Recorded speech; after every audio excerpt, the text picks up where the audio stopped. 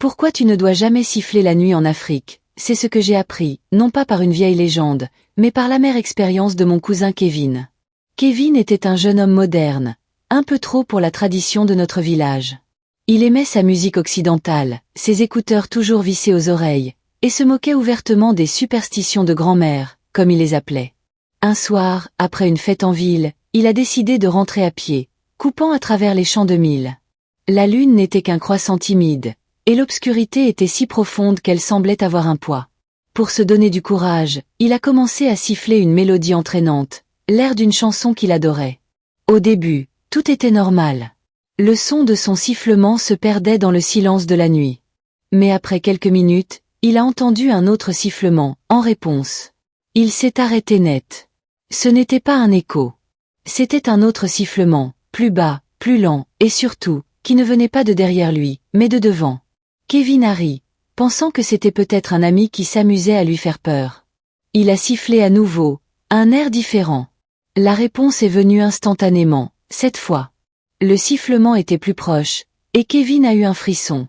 Ce n'était plus un sifflement mélodieux, mais un son sinistre, un peu comme le bruit que fait un serpent avant d'attaquer. L'air s'est alourdi, et les bruits familiers des grillons et des grenouilles se sont tus. Une peur glaciale s'est emparée de lui. Il a commencé à courir, le cœur battant à tout rompre. Il n'osait plus siffler, mais le son de l'autre sifflement le poursuivait, tantôt à sa droite, tantôt à sa gauche, comme s'il jouait avec lui. C'était une présence invisible et malveillante, qui le cernait. Il est arrivé au village, essoufflé et tremblant, et a frappé à la porte de sa mère. Il a raconté son histoire, encore bouleversé.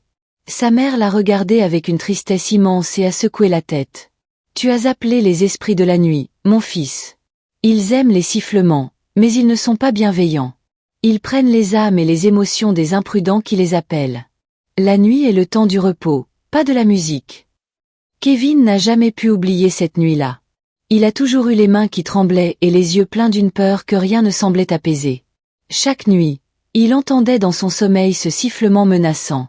Il est devenu sombre et renfermé, et a finalement quitté le village pour la ville, pour ne jamais revenir. C'est pour cela que dans nos villages, on n'a jamais sifflé la nuit. C'est le temps des ancêtres, des esprits de la nature, de ceux qui se promènent pendant que nous dormons.